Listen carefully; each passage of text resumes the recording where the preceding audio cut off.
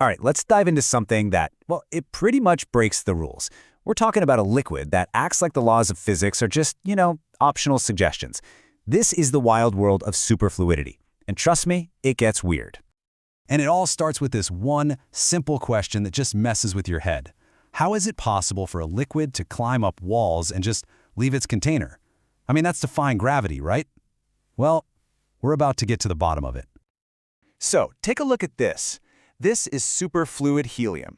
What you do is you take regular liquid helium and cool it way, way down. We're talking just a couple of degrees above absolute zero. And when you do that, something incredible happens. It completely transforms. All of a sudden, it flows with absolutely zero friction. And yeah, you're seeing that right. It will literally climb right out of a beaker if you don't put a lid on it. Okay, so to even begin to understand what's happening here, we have to kind of throw out what we think we know about liquids. The research we're looking at today puts forward a really radical idea, one that's going to completely change how you see fluids. And here's the crazy part. You'd think, okay, for something to do all this weird stuff, there must be some new, powerful force at play, right? But the truth is the complete opposite. The secret to superfluidity isn't about adding anything, it's about taking something away. Okay, first things first, we need to talk about a concept called viscosity. It's basically just a fancy word for a liquid's stickiness. So think about honey. It's super thick and sticky, right? That means it has high viscosity. Water, on the other hand, flows super easily. That's low viscosity. And all that stickiness comes from something called cohesion. It's just the natural attraction that a liquid's own molecules have for each other. And this right here, this is the core of the whole idea. In your everyday liquid helium, there's this really weak little force. It's called the London dispersion force that makes the atoms kind of cling to each other. It's what makes it a liquid. But as you get colder and colder, down near absolute zero, that force just vanishes. It completely disappears. The atoms just stop sticking to each other, period. And that leads to a pretty mind-blowing conclusion. A superfluid isn't really a fluid, not in the way we think of it. It's something else entirely, a whole new state of matter. So, if it's not a liquid, what is it? Well, try to picture this. It's like a gas, but made of atoms that have no attraction to each other at all. Just a collection of individual atoms floating around together, totally unbound. There's no cohesion, no stickiness whatsoever. And if you have zero stickiness, you get zero viscosity. And that means a perfect, completely frictionless flow. Okay, so now that we've got this key piece of the puzzle, that superfluidity is all about the absence of stickiness, we can start to unpack all those weird behaviors we saw earlier. This is where it all starts to make sense. All right, let's go back to that first big mystery. Why in the world does this stuff climb walls? It just looks like it's ignoring gravity completely. The answer is actually really simple and kind of beautiful. You've got two forces to think about. Cohesion, which is the atoms sticking to each other, and adhesion, which is the atoms sticking to the container. In a superfluid, cohesion is zero. The atoms don't stick to each other at all. But adhesion is still there. They're still attracted to the glass walls. So with literally nothing holding them back, they just crawl right on up. They form this super, super thin film and just keep going. Okay, mystery number 2, the super leak. You can have a container that's perfectly sealed for any normal liquid, but a superfluid will just leak right through it. How on earth does that happen? And again, it all comes back to cohesion, to that stickiness.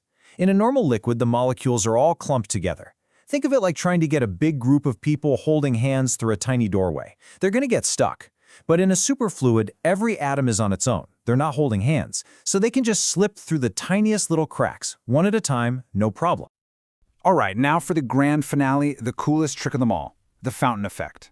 You take a tube of this stuff, you heat it up just a little bit, and it shoots out the top in a fountain that completely defies gravity. It looks like straight-up magic, but I promise you, it's all physics. So here's the breakdown. The superfluid flows into a tube through a really fine filter. Now inside that tube, there's a little heater.